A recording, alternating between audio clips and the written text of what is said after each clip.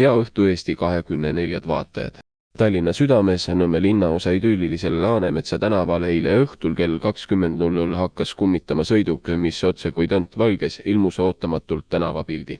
Kummitussõiduk nagu tühjad pudelid tuules kõlkus korduvalt ringi ilma juhti näitamata. Elanikkond nagu tuhkrud taskulambi valgel olid hämmingus ja kutsusid politsei. No öeldakse, mis saab, see saab kiiresti. Mõne minuti pärast peatasid politseinikud selle kummalise sõiduki. Selgus aga, et see oli tühi ja ühtegi juhtimismärki.